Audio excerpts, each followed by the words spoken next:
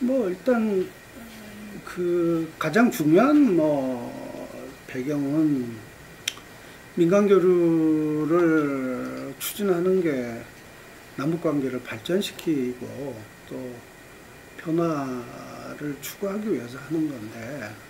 이게 뭐 민간 교류 때문에 남북 당국 간의 갈등과 분열만 더 생기는 상황이 되면, 그거는 사실은 민간 교류가 그 남북관계 발전에 책임 있는 그 주체로서 역할을 잘 하는 거라고 보기 어려운 거죠. 그래서 그 지금 현재 상황에서 남쪽 당국도 또 북쪽 당국도 6.15 행사와 관련해서 여러 가지로 지금 좀 수용할 만한 준비들이 좀 부족한 여건이라고 판단해서 어느 한쪽의 책임이, 그 행사 무산의 책임이 어느 한 당국에 돌아가는 뭐 이런 상황은 향후 남북 관계를 위해서 별로 좋지 않다고 판단했기 때문에 일단 분산 개최를 결정하고 우리 남쪽에서, 그리고 북하고 해외에 분산 개최하겠다고 통보를 한 겁니다. 뭐 당국 간의 기싸움이 진행되고 있는 측면도 있고, 다른 한편에서는 현재 한반도의 국면이 매우 어렵고 민감한 상황인데, 이 국면을 어떻게 풀어갈 건가 하는 부분에 남북 양 당국 간의 이 전략적 태도의 차이가 뭐 현재 상황을 만들고 있는 점이 있는 거죠. 예를 들면 우리 그 문재인 정부는 현재 이 북핵 문제가 계속 심화되고 있고, 또 북이 계속 미사일 개발을 속도전을 내고 있는 상황에서 당국 관계를 뭐 이렇게 풀기는 좀 어렵다고 보고, 그러나 남북 관계를 경색 상태로 둘 수는 없으니까 민간 교류는 뭐 일정한 수준에서 유연하게 허용하겠다라고 하는 입장인데, 북은 당국 관계를 경색시키면서 이 민간 교류만 적당히 이렇게 하는, 그래서 뭐 그런 측면에서 어쨌든 이 남북 관계와 한반도 평화를 둘러싼 여러 복잡한 문제와 관련해서 뭐 북은 그런 남쪽의 우리 정부의 수에 자기네들이 놀아나지 않겠다, 이제 이런 입장이고, 그래서 이 문제를 풀려면 당국 관계에서 뭔가 과감한 문제를 풀어야지, 이 민간을 앞세워서 뭐 이러는 거 우리 못 받겠다. 그리고 이 남쪽 당국이 어쨌든 지금 한미 공조에 근거해서 대북 압박과 이 국제적 대북 제재에 적극적으로 일단 참여하고 또 거기에 앞장서고 있는 부분에 대해서도 북으로서는 하여튼 당국이 그렇게 하면서 민간만 내세워서 자기네들의 무장을 해제하려고 하는 뭐 이런 거를 우리가 받기 어렵다. 이제 이런 양쪽의 기본적으로 현재 남북 관계를 어떻게 푸는가와 관련해서 서로의 차이가 지금 이런 상황을 만들고 있는 거라고 봐야 됩니다. 아니 뭐 일단 현재 상황 자체는 소통에 문제가 있을 수밖에 없는 상황이죠. 일단 오늘에서야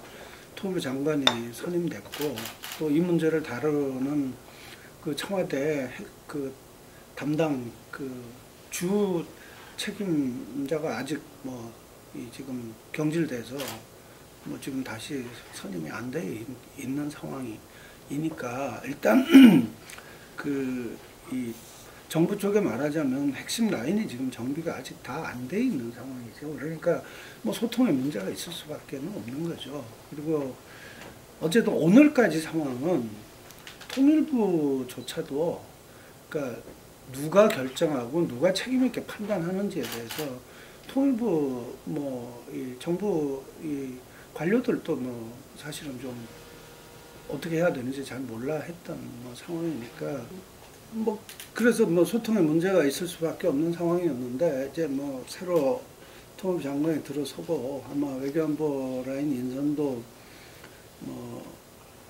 곧 속속 진행되지 않을까 생각하는데, 어쨌거나 현재로서는 하여간 이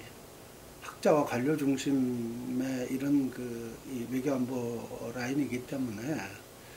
사실은 민간 교류와 관련해서 좀 더 이 소통의 폭이 넓은 넓다고 보기는 좀 어려워서 하여간 그런 부분과 관련해서 하여간 좀 민간과 좀 더 소통의 폭이 넓을 이런 사람들이 좀 외교 안보 라인에 포진할 필요가 좀 있지 않겠냐. 이제 그러면 아마 훨씬 더 소통이 잘 될 수 있을 거다 이렇게 생각합니다. 뭐, 뭐, 이번 한미 정상회담이 사실은 매우 빨리 열리기 때문에 지금 하여간 우리 정부나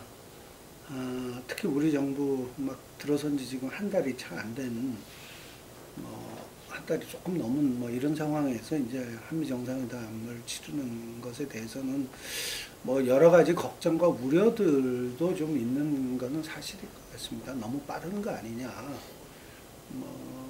근데 저는 사실은 개인적으로는 더 미루기 어렵고 지금 이 시점이 하여튼 좀 빠르더라도 한미 정상회담을 해야 할 시점인 거는 맞는 것 같다. 이제 이런 생각이고 아마 북한도 이 한미 정상회담 결과를 예의주시하고 있을 거라고 생각됩니다.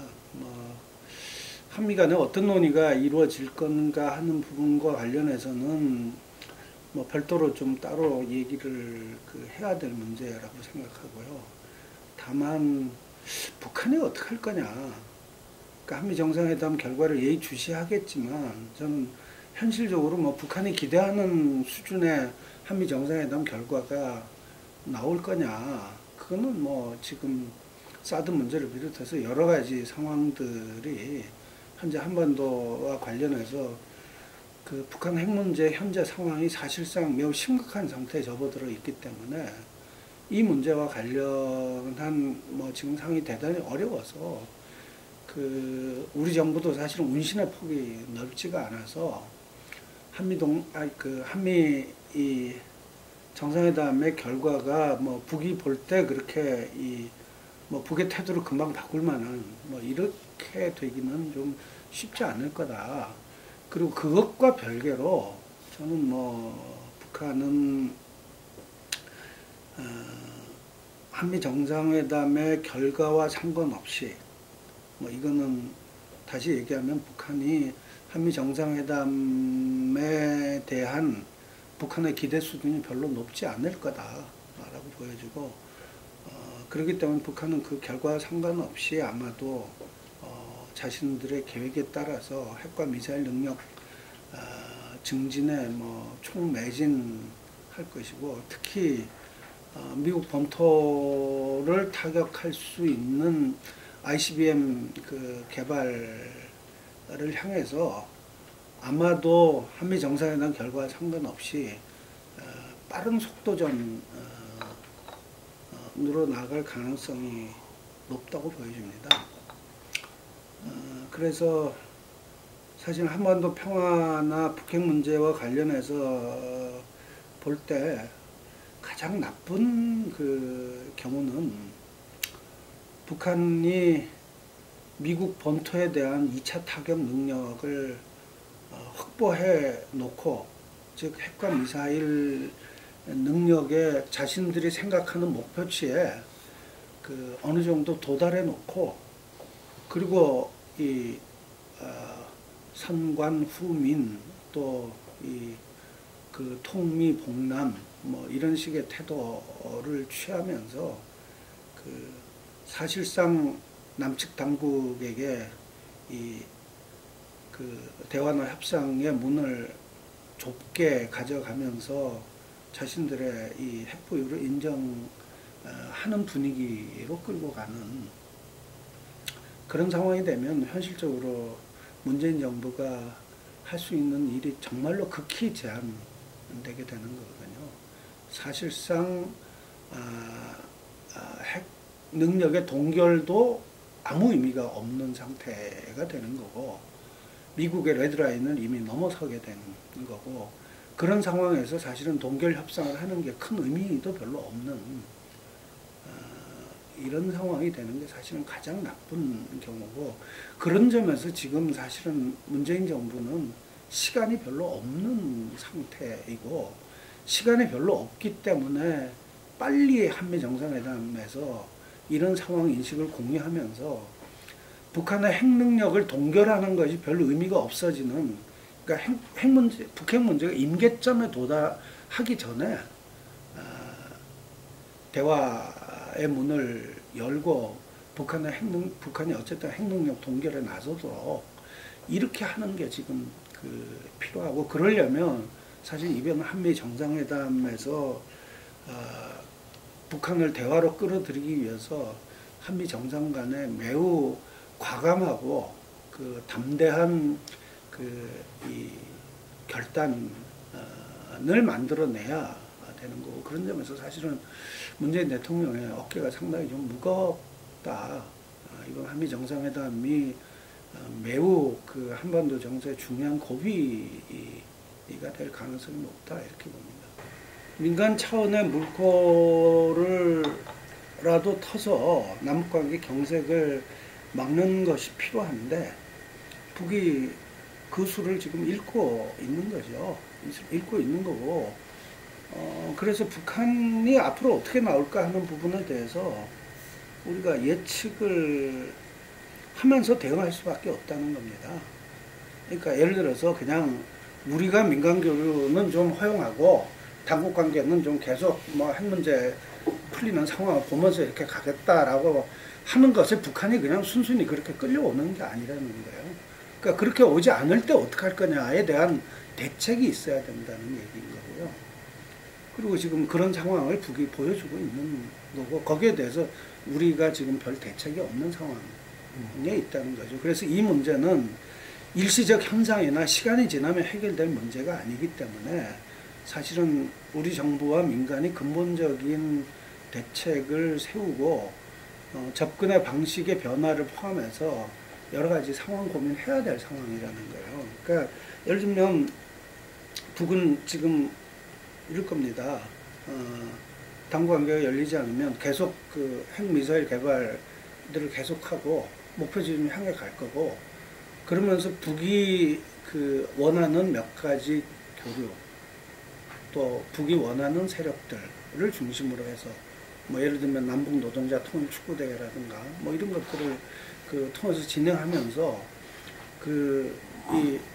남쪽 당국에게 또는 여러 가지 정치적 메시지를 굉장히 세게 요구할 겁니다. 그리고 이 민간 교류를 통해서 북의 핵 자위력, 민간 교류를 이 당국이 인정하는 것 자체가 북의 자위적인 핵 무장을 인정하고 그런 차원에서 남북 관계를 운영하기를 원한다는 식으로 이렇게 가져갈 수도 있고, 그래서 북은 자신들의 이 핵미사일 능력 개발을 계속하고 일정한 목표치에 지금 빠르게 근접하면서, 그러면서 한편에서는 이 자기들이 필요한 민간 교류만 적당히 하면서 우리 정부로 하여금 이러지도 저러지도 못하게 매우 어려운 상황으로 만들고 갈 가능성이 있다는 거죠. 여기에 이런 상황에 우리 정부가 어떻게 대응할 건가 하는 부분에 판단을 내려야 된다는 겁니다, 지금. 그렇지 않고 상황을 더 지켜보고 언젠가 풀리겠지, 이렇게 판단할 상황이 아니다는 거고, 그 점에서 과감하게 지금 상황을 풀기 위한 과감한 노력을 하든가, 아니면은 북의 이런 태도와 관련해서 우리 정부가 입장을 분명히 정하든가, 남북관계 경색이나 여러 가지 것들을 다 감수하면서 과거 정부로 돌아가는 상황이 되더라도 이건 이렇게 가야 된다고 판단하면 그렇게 가든가 해야 되는데, 지금처럼 그냥 북이 수를 다 읽고 있는 상태에서 그냥 이 상태로 가면 뭐가 좀 되겠지는 좀 곤란하다는 얘기입니다. 아까 이제 민간이라도 좀 물꼬를 타야 되는 거 아니냐라고 얘기하는데, 사실은 민간이 역할을 해서 남북관계에 물꼬를 그 흐름을 완전히 바꾼 게 2005년에 6.15 남북 공동 행사였죠. 그때 정동영 장관을 6.15 남북 공동 행사에 우리가 그 초청을 했고, 그래서 평양에 같이 방북을 했고, 김정일 위원장을 만나도록 이런 기회를 만들어서,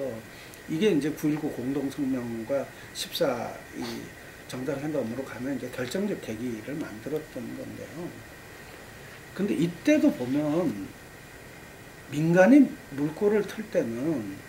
남북 당국의 이해관계가 서로 일치해야만 민간의 물꼬가 열리는 겁니다. 근데 지금 현재는 남북 당국의 이해관계가 일치하지 않고 있습니다.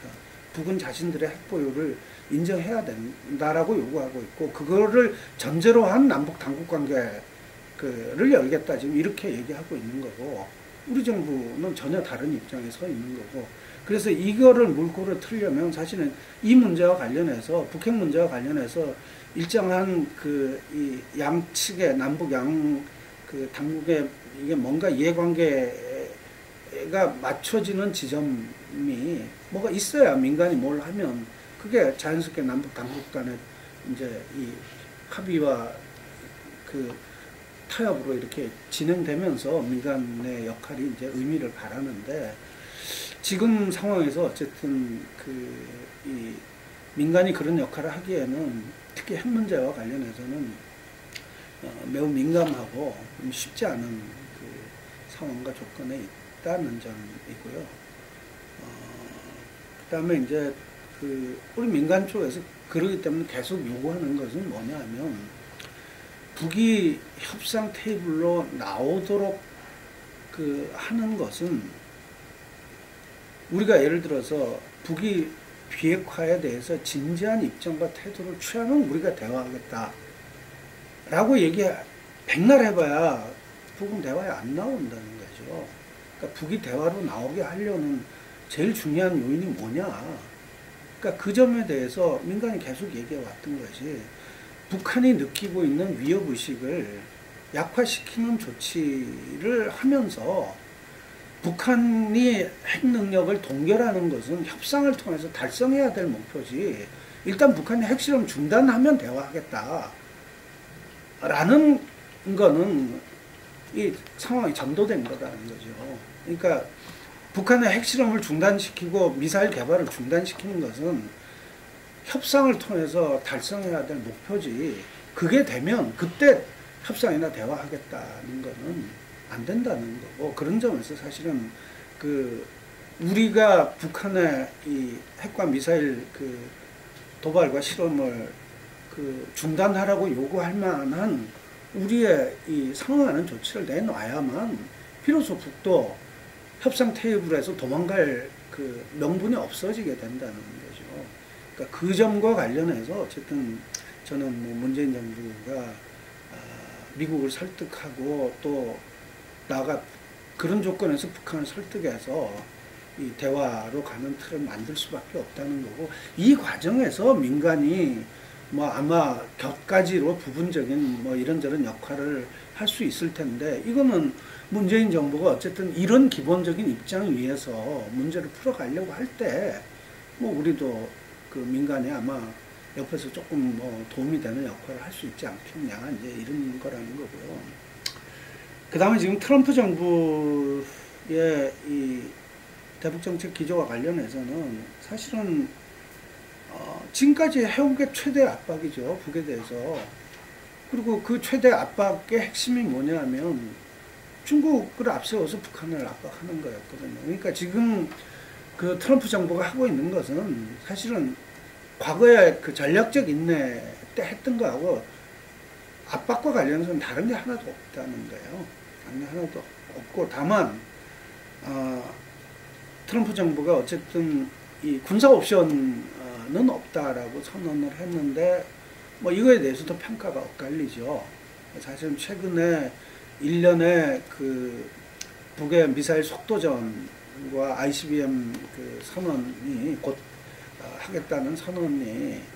사실은 뭐 군사 옵션을 배제해버렸기 때문에 북으로서는 뭐 꺼리낄 것 없이 그냥 질러버릴 수 있는 뭐 이런 상황이 된 게 아니냐는 뭐 일부의 문제 제기도 있죠. 뭐 그래서 사실은 그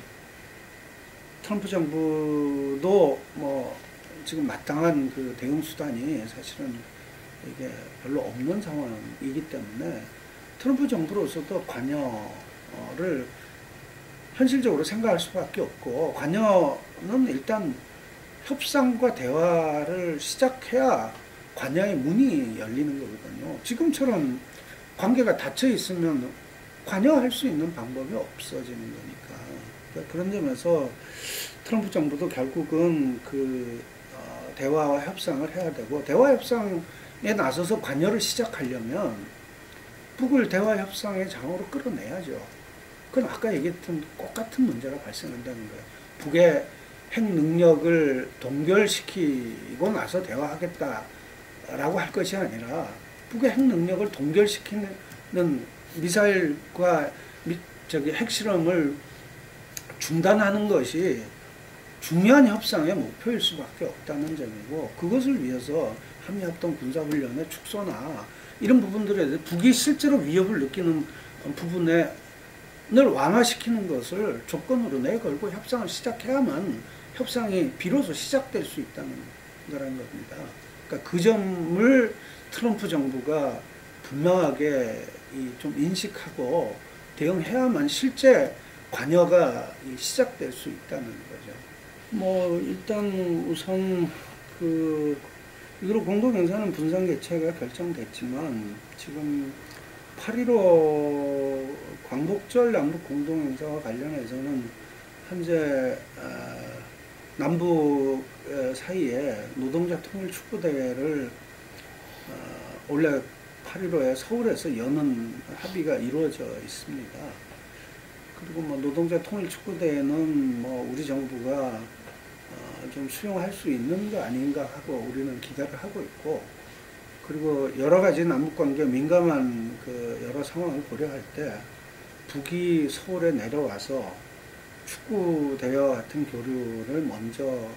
하는 것이 남북관계에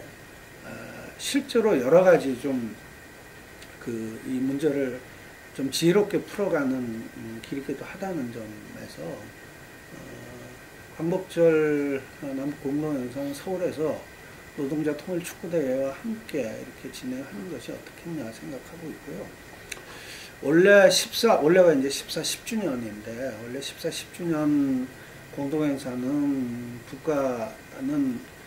이 서울에서 하기로 얘기가 돼 있었는데, 그리고 원래 6.15는 평양에서 하는 것으로. 근데 원래 6.15 행사를 뭐 못했기 때문에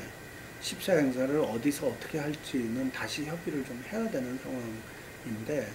만약에 8.15에 그 남북 간의 공동행사가 서울에서 뭐 진행된다면 14 행사 장소는 뭐 여러 가지 뭐 좀 유연하게 고려할 수 있는 상황이 아닌가라고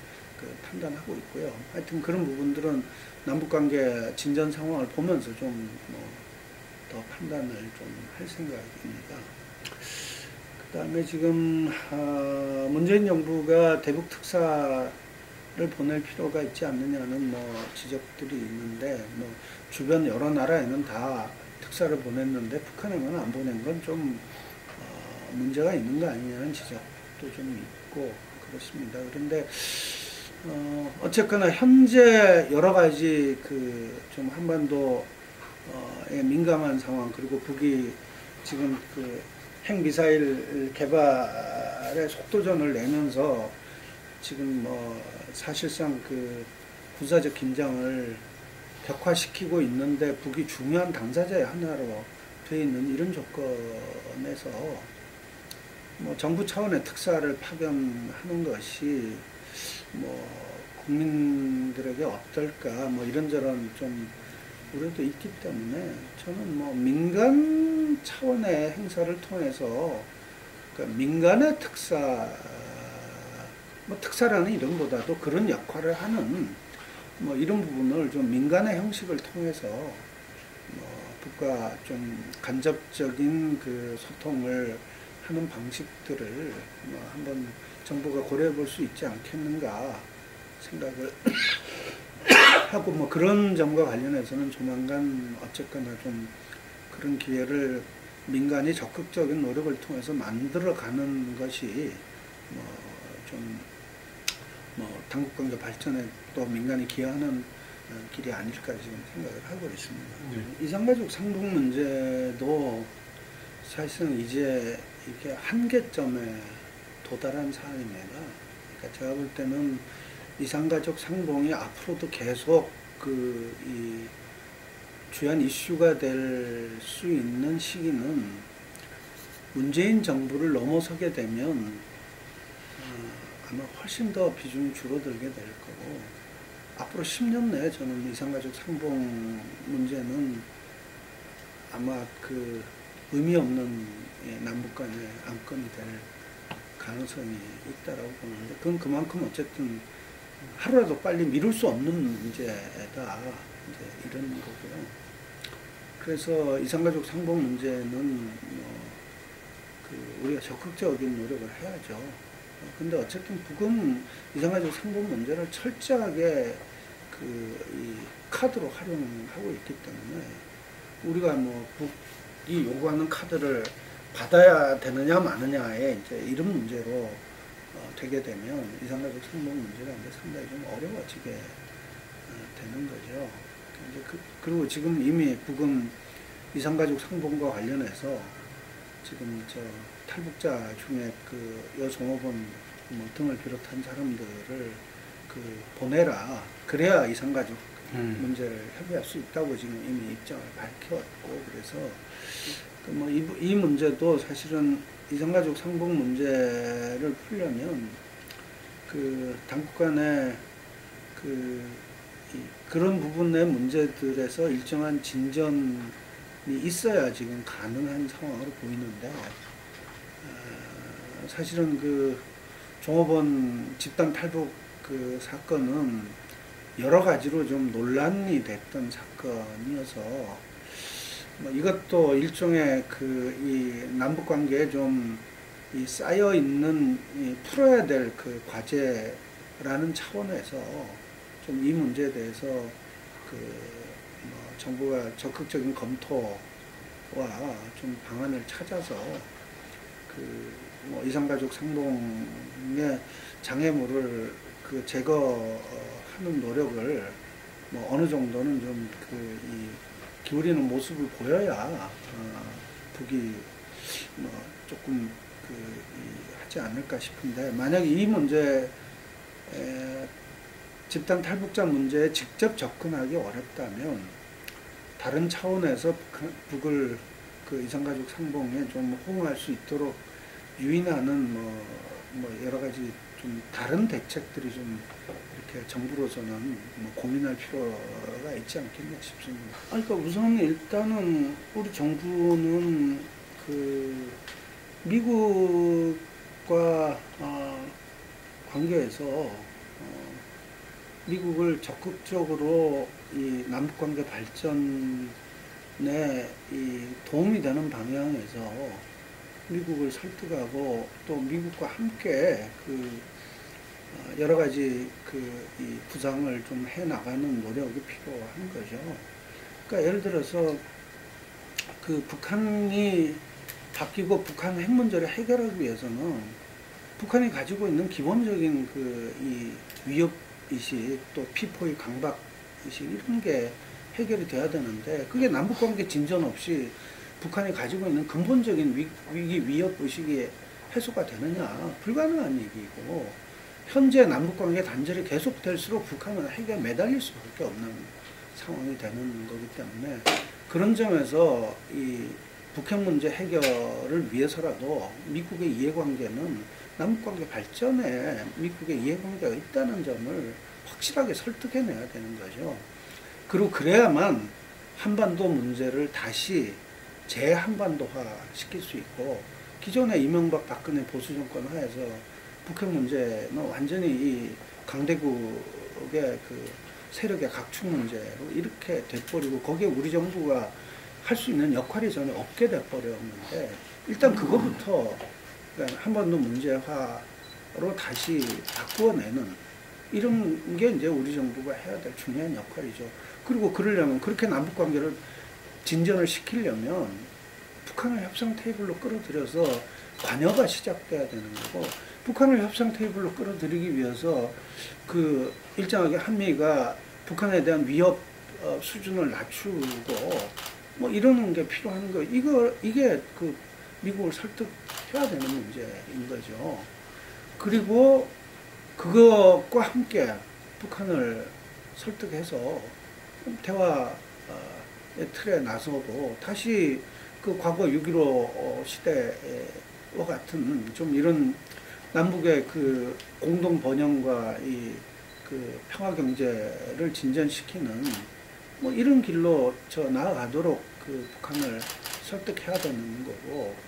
그게 어쨌든 그 문재인 정부가 한반도 문제와 한반도 평화의 주도권을 가져오고, 그걸 통해서 남북관계 발전과 그 한미관계, 한중관계가 서로 상충되지 않고 순환하면서 이게 그 발전하고 진전이 이루어져 나가도록 이렇게 하는 게 문재인 정부가 안고 있는 최대의 과제죠. 그리고 그 과제를 푸는 출발점이 어디냐? 남북관계를 진전시키는 부분과 관련해서 미국을 설득하고 그걸 통해서 남북관계를 진전시켜야만 우리가 한반도 문제와 한반도 평화 문제 주도권을 확실히 가져올 수 있다라고 하는 점이에요. 예, 그게 그 이명박 박근혜 정부가 대북 정책에 실패한 제일 큰 이유죠. 그러니까 선비핵화, 비핵화하지 않으면 아무것도 못한다. 그러니까 그렇기 때문에 이제 그 핵 문제 해결과 남북 관계를 병행할 수밖에 없다는 건 명백합니다. 그러니까 비핵화는 목표이지, 즉 출구이지, 비핵화가 돼야 입구에 들어서는 건 아니다라는 거죠. 이제 그런 점에서 남북 관계 발전과 그 북핵 문제 해결을 병행할 수밖에 없는데, 이런 병행을 추진한다 하더라도 사실은 핵 문제가 해결되지 않으면 남북관계 발전은 일정한 한계와 제약을 가질 수밖에 없는 건 또 사실이다는 점이에요.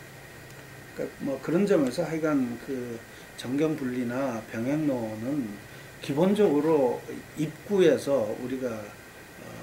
그렇게 해야 되는 논리이지만, 이 과정에서 어쨌든 핵 문제 진전을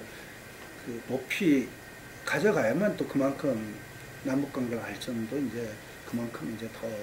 진전될 수 있다는 점도 이제 분명하다는 점이고, 유라시아 프로젝트는 사실은 그 굉장히 중요한 그 의미를 지니고 있습니다. 우선 핵 문제 해결과 관련해서 유라시아 프로젝트가 굉장히 중요한 역할을 할 수 있습니다. 북한이 가지고 있는 에너지 문제 해결은 사실은 그 핵발전, 경수로 문제나 이런 것 때문에 뭐 핵 문제가 촉발됐던 건데, 그렇게 이 경수로나 이런 거에 의존하지 않고 북한이 에너지 문제를 해결할 수 있으면 사실은 북한의 핵 개발을 그 중단시키고 또 북한을 비핵화로 이끄는 굉장히 중요한 동인이 되죠. 그런 측면에서 유라시아 프로젝트는 그러니까 일단 러시아가 가지고 있는 풍부한 수력에 의한 그 전력을 직접 이 남북으로 끌어옴으로 인해서 북한의 전력 에너지 문제를 그 상당 부분 해결할 수 있는 거고, 이게 제일 쉬운 방법이고, 그 다음에 예를 들면 뭐 그동안 많이 논의되어 왔던 철도와 가스 도로망 그 연결을 통해서 북한의 가스 발전소, 러시아 그 천연가스를 이용한 가스 발전소를 설립해서 북한의 에너지 문제를 해결하는 방안이 있죠. 사실은 훨씬 더 손쉬운 방안은 첫 번째 방안입니다. 러시아의 전력을 사는 거예요. 사서 끌어오기만 하면 되는 거예요. 이게 뭐 에너지 자립 문제나 이런 부분에서 이제 에너지 안보와 관련해서는 여러 가지 검토가 필요하겠지만, 이게 사실은 굉장히 그 빨리 쉽게 문제를 해결할 수 있는 방법이기 때문에 그러니까 그런 차원에서 이 유라시아 프로젝트는 그러니까 이 우리 경제의 그 이 그러니까 북방 경제 프로젝트일 뿐만 아니라 핵 문제 해결에서도 굉장히 이렇게 의미가 있는 거기 때문에 이 프로젝트는 사실은 문재인 정부에서는 저는 뭐 사활을 걸고 이 프로젝트를 성사시켜야 된다고 생각하고요. 이 경협이나 뭐 아까도 말씀드렸듯이 민간 교류를 통해서 이 풀 수 있는 거는 제한적입니다. 아까도 말씀드렸듯이 북핵 문제가 근본적으로 해결되지 않는 조건에서는 경협이나 이런 부분의 유라시아 프로젝트의 발전도 사실은 일정한 이 제한을 받을 수밖에 없기 때문에 이거를 그런 제한과 일정하게 분리해서 이거를 어떻게 만들어내느냐 하는 게 사실은 그게 또 문재인 정부가 해야 될 숙제 중에 하나죠. 뭐 일단 이 현재 매우 남북 관계가 아까도 말씀드렸듯이 지금 민감하고 북핵 문제가 임계점을 향해서 달려가고 있는 뭐 이런 상황이기 때문에 이런 상황에서 남북 관계를 진전시켜내는 것은 사실은 국민들의 합의와 동의 수준을 계속 높여내면서 가야 되기 때문에 굉장히 어려운 작업이죠. 그래서 저는 뭐 문재인 정부는 어쨌든 남남 갈등과 그리고 남북 관계와 관련한 이 사회적 합의들을 수준을 높여내는 이런 노력들을 해 나가야 된다고 생각하는데, 그런 점에서 어쨌든 이 협치 그리고 거버넌스의 틀을 정비하는 것은 매우 중요한 문제라고 생각합니다. 근데 이제 지금까지 그런 거를 해왔던 게 이제 박근혜 정부 하에서는 이른바 뭐 통일준비위원회니 뭐 또 국민통합위원회니 이런 식의 사실은 정부 정책을 추진할 수 있는 환경을 정비하는 이런 차원에서 내리먹이기 식의 하향식 이 협치나 거버넌스를 추구했기 때문에 시민사회로부터 외면받았고 아무런 성과를 얻지 못했던 거죠. 그러니까 그런 점에서 사실은 협치와 관련해서는 정부가 일방적으로 하기보다는 시민사회 쪽에서 이런 사회적 합의를 만들어가는 이런 노력들을 적극적으로 진행하고 뭐 그런 속에서 이 정부와 적절한 거버넌스 경로들을 만들어 나가는 이제 이런 것들이 좀 활성화돼야 된다고 생각하고요. 그런 점에서 뭐 통일준비위원회를 해체하고 뭐 이렇게 한다 하더라도 사실은 그 통준위를 만들었던 그런 본래의 어떤 거버넌스는 사실은 또 필요한 거거든요. 그러니까 그런 점에서 하여간 민간 내부에서 다양한 민간들끼리 일종의 이 협약을 만들고 그리고 서로 차이를 인정하면서 일정한 이 규율을 형성해서 사실은 좀 우리 사회의 이 전반적인 남남 갈등들을 완화시키는 이런 이 노력들을 진행하면서 뭐 그런 과정 속에 정부가 함께 좀 힘을 모으는 이런 프로세스에 대해서 뭐 정부가 여러 가지로 아마 세심하게 이 과정들을 좀 준비하고 노력해야 되지 않을까 싶고요. 뿐만 아니라 뭐 예를 들면 이제 우리 남쪽에서 뭐 여러 가지 이제 이런 사회적 합의를 위한 이 노력, 남남 갈등을 완화하기 위한 뭐 협약기구 같은 것도 만들고 뭐 이렇게 해 나가겠지만 이게 남쪽 내에서뿐만 아니라 남북 관계에서도 이런 게 이루어져야 되는 거거든요. 뭐 모두가 다 달려가가지고 뭐 북하고 교류하겠다고 그러고 뭐 그래서 남쪽 내부에서 교류나 뭐 지원과 관련해서 과당 경쟁이 일어나고 이런 거는 국민들이 볼 때 이 민간 교류에 대한 부정적 인식을 매우 높이는 원인이 되고 뭐 여러 가지 불필요한 논란을 발생시키는 거기 때문에 그런 점에서 남북 간에도 이 사회문화 교류와 관련해서 그 서로 이 합의하고 좀 협약하고 그리고 그 서로가 받아들일 수 있는 일정한 규율을 그 형성해 나가는 이런 노력이 필요하고 그런 점에서 저는 어쨌든 남북 사회문화 공동협약기구 같은 경우는 반드시 좀 그 문재인 정부 하에서는 주요한 과제로 좀 풀어야 되지 않겠냐 생각하고 있습니다. 일단 저는 뭐 이번 6.15에 문재인 대통령이 그 북을 향해서 확실한 메시지를 저는 던져야 된다고 생각하고요. 그 메시지는 우선 그 가장 먼저 6.15 공동선언과 14선언을 비롯한 기존의 남북 간 합의를 확실하게 존중하고 이행해 나가겠다는 메시지가 일단 1번이 돼야 되고요. 그다음에 두 번째는 그 한반도의 군사 긴장을 해소하기 위해서 그 상호 위협을 감소하는 이런 노력을 추진해야 한다. 그리고 이것을 위해서 우리가 과감하게 노력을 시작할 테니까 북도 함께 서로 위협을 감소시키는 이 행동에 같이 나서자 라고 얘기를 해야 된다고 생각하고요. 세 번째는 한반도 평화는 남북관계의 발전 없이 불가능한 일이다. 그래서 우리는